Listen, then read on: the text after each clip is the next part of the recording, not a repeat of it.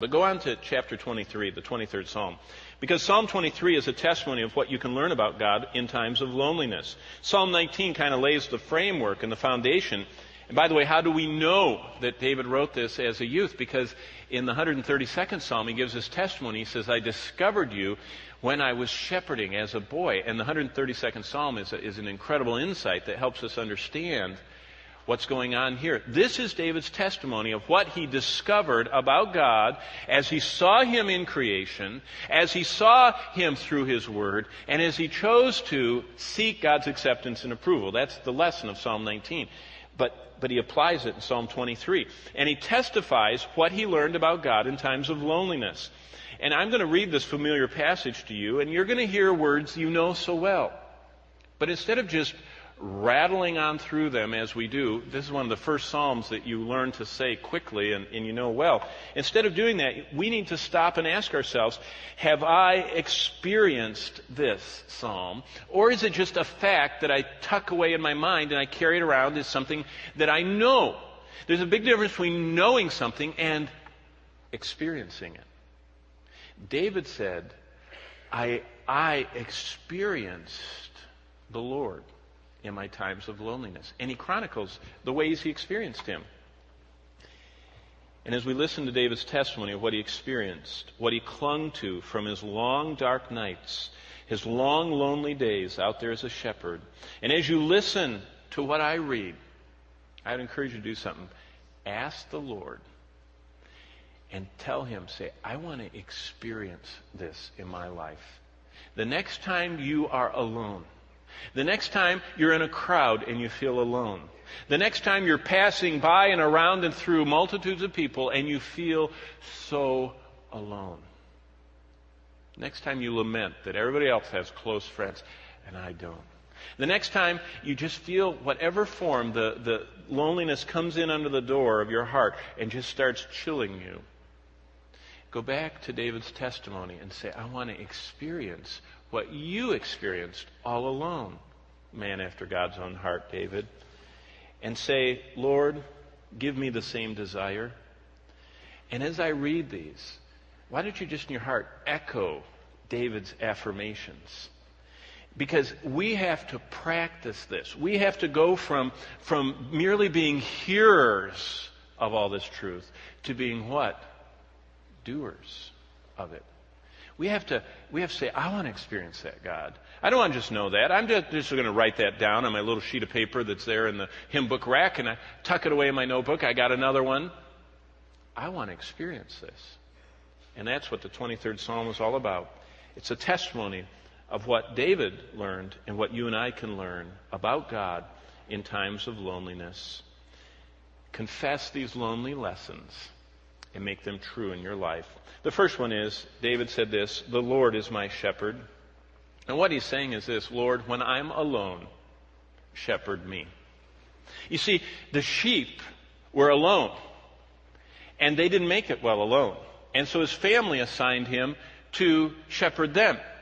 So David knew exactly the sheep that didn't know how to take care of themselves needed someone that knew how to take care of them to make sure that they didn't get into problems or difficulties or dangers. And so David said, I am one of your sheep. And when I'm alone, shepherd me, Lord. Do you see how he takes his situation of being alone with the sheep and says, I'm not alone. The Lord is my shepherd. And Lord, when I'm alone, shepherd me. Think of the implications. Jesus said in John 10, I'm the good shepherd. And I know my sheep. And when we're alone, Christ knows what we're going through. He's acquainted with our sorrows and griefs. He knows our frame that we're dust. He knows that, and he's a good shepherd. And the good shepherd came to give us life, and not just life, not just existence, but life that's more abundant, life that overflows. And so the first thing David says is, the Lord's my shepherd. And what he was confessing is, Lord, when I'm alone, shepherd me. The second part of verse 1 says, I shall not want. What he's saying is, Lord, when I'm alone, satisfy me. Satisfy me. You see, God has made us for Himself, and we are restless, we are unsatisfied until we allow Him to satisfy us.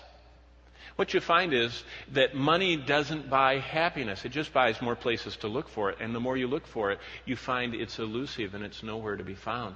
Why do you think that the wealthiest people are the loneliest people? Why do you think that they have everything but they have nothing? They don't have the friendship and the closeness of common, ordinary life. They have to be secluded. They have to be guarded. They have to be in these bulletproof, high penthouse, exclusive places. Why? Because they don't know how to have the companionship that we enjoy in life. And God says, the ultimate companionship is me. When I realize that when I'm alone, you satisfy me, we realize what Jesus said in John 6. He said, if you come to me, you'll never hunger, you'll never thirst. I satisfy you. And when I'm alone, and when I feel loneliness coming, I have to echo with David, when I'm alone, Lord, satisfy me. I can't satisfy myself. I can be, they did tests on the rats, the psychological and psychiatric studies in hospitals do a lot of tests on rats, and they try and figure out, learn patterns from them. And one of them that I love to read about is the rats that they found. They put this node in their brain, that electrode, and it went on the whatever part. I don't know much about brains, but there's some part which is the pleasure center. And if there's an electrical impulse there, you kind of feel this overwhelming euphoria. And so they connect an electrode there, and they made it so that the rat had these two pedals, and it could touch one, and it would just get food. It could touch the other one, and it would get a buzz. And I can just, I have a very photographic kind of mind. I can just see this. I can see that rat going up there and going like this, hitting the left one, and a little whatever came out and sitting there eating it. And then thought, I'm going to try the other one. It went like that, and it went, whoa. And you know what the rat did? It pleasure buttoned itself to death. It starved to death. It was just going. And it starved to death because it just wanted the buzz, the buzz, the buzz. And that's when we, now take it from a rat to a human, when we find something, we pleasure ourselves to death and find decreasing satisfaction from it. You have to keep upping the dose. You have to keep upping the thrill. You have to keep upping the amount of stuff or the whatever. And it has a decreasing fulfillment level. And David said, I'm learning this as a young person. I shall not want. Lord, when I'm alone, satisfy me. And Jesus said, whoever comes to me, I'll satisfy you. Look at verse 2. He makes me to lie down in green pastures. When I'm alone, Lord, rest me. Remember, one of the key indicators of a lost person is they're restless. There is a restlessness in their mind. There's a restlessness in their conversation. There's a restlessness in their conduct and behavior. They are restless. And David says, Lord, make me lie down in green pastures. Lord, when I'm alone, rest me. What did Matthew 11, we saw last time, say? Come to me when you're weary, I will give you rest. I am the only one that can rest you, Jesus said. Now that is a salvation message, but as you receive the Lord by resting in Him, so walk in Him. Continue to say, Lord, make me lie down. We're a restless nation. It just seems like everything's going 24/7, 365. It's just going all the time.